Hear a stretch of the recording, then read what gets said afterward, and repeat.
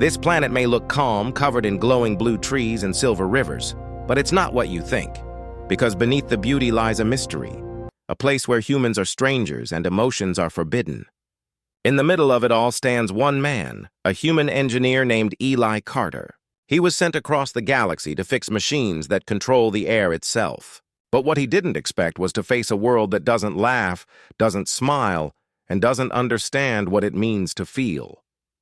Everywhere he looks, the alien people watch him with quiet eyes. They speak softly, move carefully, and study his every word. Eli tries to fit in, but every small mistake turns into confusion. A smile means threat. A wave means insult. To them, he's unpredictable, warm like fire, but just as dangerous. Yet one of them, a young scientist named Lyra, sees something different. She's curious. She asks questions. She wants to know why this strange human always smiles, even when the world around him feels cold. And that's where our story begins.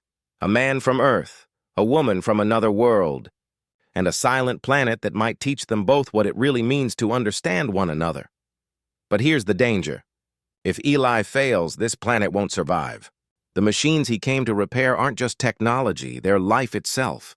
They control the air, the temperature, the balance of everything. If they stop working, the skies will collapse, and every living thing will suffocate. Yet the real risk isn't just mechanical, it's emotional. Because if Eli and Lyra can't learn to trust each other, if their connection fails, then everything else will too.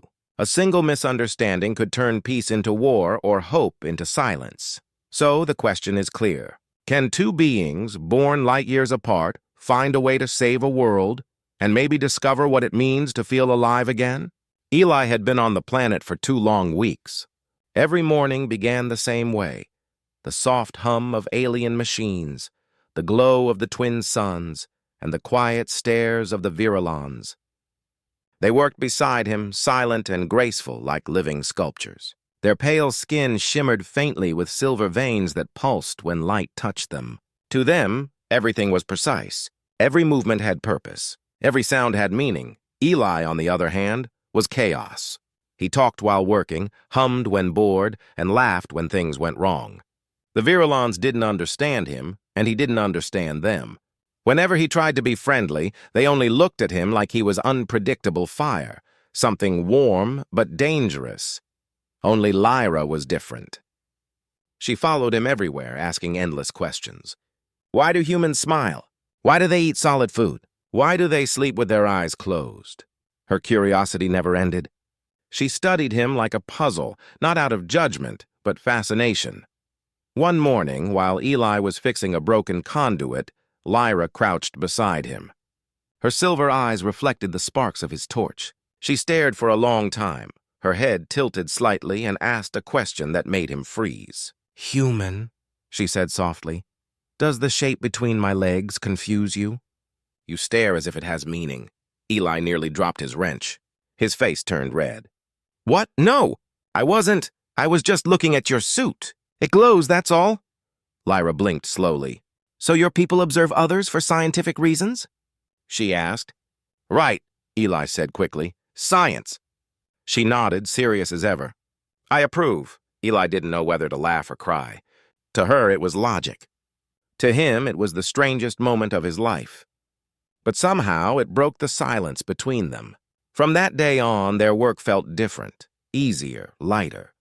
They made mistakes together, laughed awkwardly, and learned each other's ways. She taught him how to sense the vibrations of the machines, the way their world spoke without sound. He taught her how to read human expressions, a raised eyebrow, a grin, a sigh. Bit by bit, 2 worlds began to overlap. At night, when the twin moons rose and the rivers glowed silver, they would sit quietly by the platform's edge. Eli would talk about Earth, about rain, music, and the sound of laughter. Lyra listened, her silver veins glowing softly, her voice calm and curious. For the first time since he arrived, Eli didn't feel alone. He didn't know it yet, but something had begun to change. Beneath the silence of the alien world, a quiet connection was forming, one built not on logic, but on the strange and fragile warmth of understanding. Days passed, and something began to shift. The work became smoother. The silence between them no longer felt cold. It began to feel peaceful. Lyra no longer watched Eli from a distance. She worked beside him, moved with him, even copied his small habits, tilting her head when she thought, wiping imaginary dust from her suit, and sometimes almost smiling. One evening, the air was cool, and the twin moons glowed above the silver rivers. Eli sat on a ledge, his hands greasy and tired after repairing the last atmospheric vent. "You know," he said, looking at the horizon, "on Earth we'd call this a good day." Lyra tilted her head, curious. "You measure your days by tasks completed?" "Yeah," Eli said with a grin. "When something's fixed, when you've done your part, that's a good day." She repeated his words slowly, as if testing them. "Then today is a good day." Her tone was careful, but there was warmth in it, a sound like a soft melody. After a long silence, she asked, "When you look at me, do you find me strange?" Eli hesitated.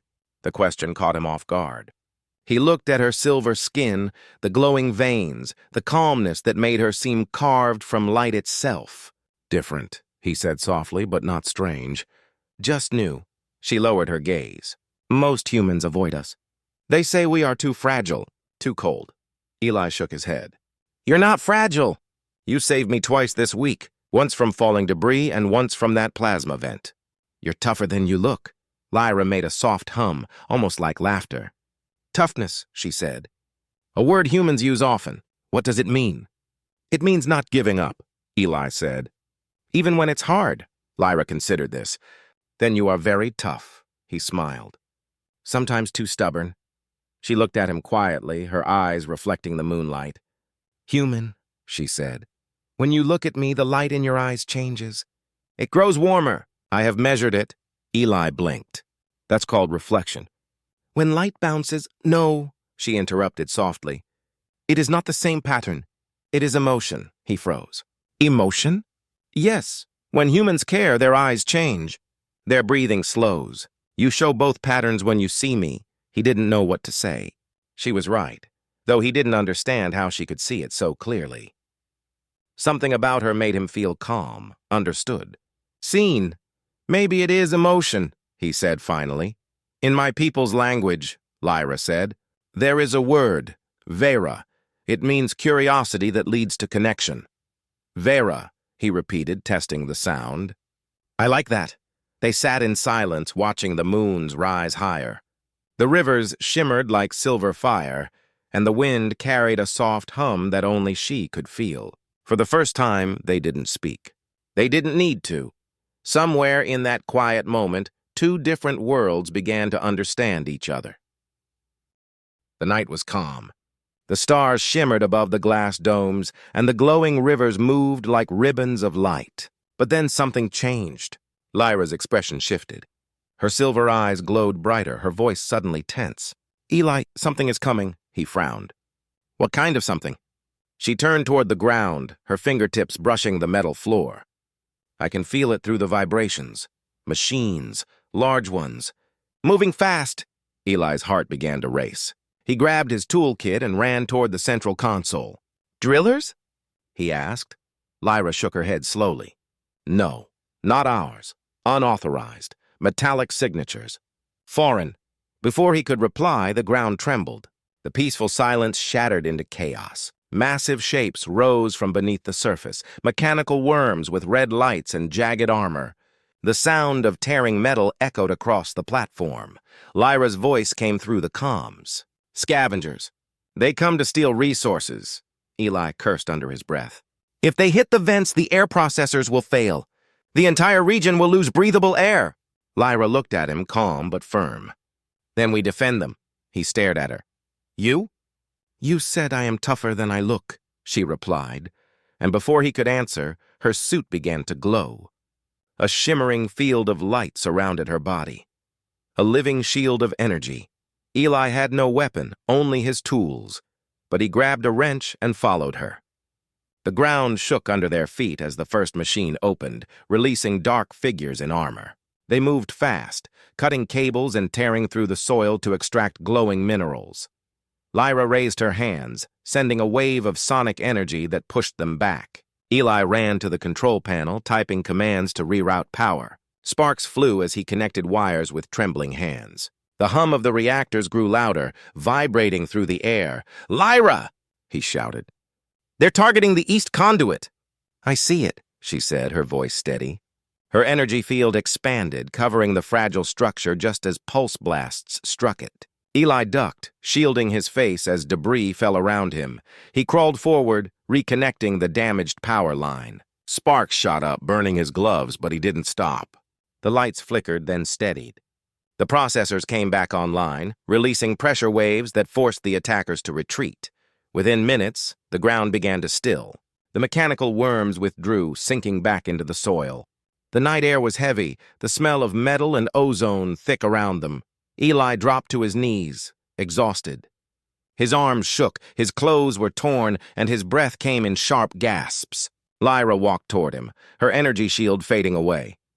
"You risked your life for our systems," she said softly. He smiled weakly. "Can't call it a good day if we don't finish the job." Lyra tilted her head, repeating his words with care. "Then this was a very good day." Eli laughed quietly, brushing dust from his face. "Yeah," he said, "and I think I finally understand your word, Vera." Her silver veins glowed faintly. "And I think I finally understand emotion." As the dawn light crept over the horizon, the two stood side by side, human warmth and alien grace reflected together in the glass dome. The storm had passed, but something far greater had begun. Trust. The morning after the attack, the world felt strangely calm. The sky shimmered with soft colors, pink, blue, and violet, reflecting off the silver domes and rivers. The air smelled clean again, filled with the faint hum of repaired machines. Eli woke slowly, his muscles sore, his mind still echoing with the chaos of the night before. He stretched, rubbed his eyes, and looked around. Everything was still standing. The vents, the consoles, the platform, all saved. Lyra was already there, standing by the main control panel, silent as always. Her silver eyes caught the morning light, and the faint glow along her veins pulsed gently, like a heartbeat. "The system stabilized overnight," she said softly. "You slept well, I hope?" Eli chuckled. "For about 3 hours. After that, I kept thinking about how close we came to losing everything." Lyra tilted her head. "Danger brings understanding. It clarifies what is important." He nodded. "Yeah, I get that." She studied him for a moment. "Human, I have been thinking about your reactions to us. Yesterday you seemed unsettled when I asked about my body." Eli blinked, embarrassed. "Oh, that. Yeah, I wasn't ready for it. It caught me off guard." "I do not understand awkward," Lyra said, calm but curious. "It is not logical. But I measured your response. Your facial warmth increased, your pupils widened, your voice changed." Eli smiled awkwardly. "That's right. But it wasn't bad. Just uncomfortable. I didn't know what was okay to say." Lyra hummed softly, the sound like wind through crystal. "Curiosity can be dangerous," she said, "but it is also essential. Without it, one does not learn. Without it, one does not survive." Eli looked around at the glowing machinery, the quiet forest beyond the domes, and nodded. "You're right. I've learned a lot here, about your machines, your people, and myself." Her gaze softened. "About yourself?" He shrugged. "Yeah, I always thought I was careful, but I realized I can act even when I'm afraid." Lyra tilted her head. "Then you are brave." Eli smiled faintly. "Brave? I don't know about that." "Yes," she said. "Humans confuse fear with weakness, but bravery is action, even when afraid." He felt warmth rise in his chest. No one had ever said that to him before. "Thanks, Lyra. That means a lot." She observed him quietly. "Human, why do you smile so often?" He laughed softly. "It's just something we do. Smiling makes people feel comfortable. It helps me too. It's like a small shield against bad things." Lyra considered this. "So it protects you." "And others?" "Exactly," Eli said. "You are warm," she said simply. Even when you are cautious, even when you are unsure, warmth still radiates from you. Eli looked at her, caught off guard by her words. He didn't know what to say. "Thank you," he whispered. For a long moment, they stood in silence. The twin moons were setting, leaving the sky painted in gold and pink. The quiet hum of the repaired systems filled the air. Finally, Lyra stepped back. "We should inspect the outer perimeter," she said. "There may be damage left by the scavengers." Eli nodded. "Right. Let's see what's left." They walked side by side, checking each section of the platform. The ground was scarred from the attack. Broken cables, dented beams, scorched metal. Yet together they repaired what remained. Lyra worked with precision, analyzing every fault. Eli followed with tools, sealing cracks and tightening bolts. At times, she looked at him, not with confusion now, but with quiet admiration. When he caught her glance, she didn't look away. "You are smiling again," she said at one point. He laughed. "Yeah, guess I do that a lot. Does the memory of danger make you happy?" "Not happy," he said, "but maybe thankful. We survived. That's worth smiling about." Lyra's veins glowed faintly. "Then that is an acceptable reason." By the time the sun was high, the platform was whole again. Eli leaned against a beam, wiping sweat from his face. Lyra stood nearby, watching him with her calm, silver gaze. "Human," she said softly. "I have measured your heart rate. Your body is recovering, but it remains fast." "Why?" He smiled faintly. "Adrenaline. It's a human thing. The body stays alert, even after danger's gone." Lyra nodded slowly. "You are cautious yet brave. You act when you could retreat. Fascinating?" He chuckled. "That's the human way, I guess." "Then perhaps," she said, "I am learning the human way too." Eli looked at her, surprised. "You think so?" "Yes," she said simply. "Your warmth, your curiosity, they teach me more than any machine ever could." He smiled again, quieter this time. "I think I've learned a lot from you too. About patience, about strength, about seeing the world differently." Lyra's expression softened. "Then we are mutual students." He nodded, smiling. "Mutual students. I like that." They stood there together as the day faded into evening, the silver light of the twin moons rising once again. Two beings, one human, one alien, working side by side. Different, but no longer divided. The next morning came quietly. The world outside the domes shimmered beneath the pale light of the twin suns. The air was cool, crisp, and filled with the soft hum of restored energy. Eli woke to the sound of gentle vibrations in the metal floor, the rhythmic heartbeat of a living world finally at peace. Lyra was already awake, standing at the main console, her movements smooth and precise. "Human Eli Carter," she said without turning, "the systems have remained stable, but there are new signals on the perimeter." He rubbed his eyes. "More scavengers?" She shook her head. "No, different, smaller, organic, possibly life forms." Eli blinked, surprised. "Life forms? You mean creatures?" "Yes," Lyra said, her voice calm but curious. "They move quickly through the glowing forest. They are cautious but not aggressive." Eli grabbed his toolkit and followed her to the outer platform. The silver forest shimmered in the distance, glowing softly in the morning light. Then, movement. Small figures darting between the trees. As they stepped closer, Eli saw them clearly for the first time. Tiny creatures with shining scales and curious glowing eyes. They walked on four legs, their bodies shifting colors like liquid glass. They were beautiful, fragile, and alive with curiosity. "They're watching us," Eli whispered. "Yes," Lyra replied, her voice almost musical. "They are intelligent, but young. They have never seen humans." Eli crouched slowly, keeping his distance. "Then we have to be gentle. If we scare them, they might see us as a threat." The creatures sniffed the air, their small heads tilting in unison. One stepped closer, its scales flickering with faint light. Eli raised his hand slowly, open, harmless. Lyra knelt beside him, lowering her height. "They sense calm," she said quietly. "No fear, no danger." The smallest creature approached, its glowing eyes meeting Eli's. It made a soft sound, halfway between a chirp and a hum, then touched his hand lightly before retreating. Eli smiled. Looks like we made some friends. Lyra's silver veins glowed faintly. Perhaps, but curiosity can still be dangerous if misunderstood. Eli nodded. Maybe. But sometimes curiosity is worth the risk.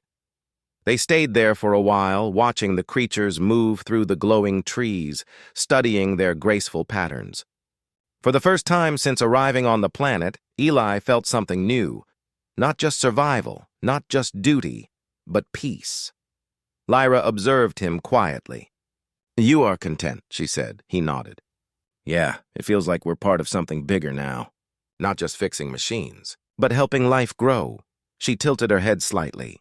That is what connection means, human Eli Carter.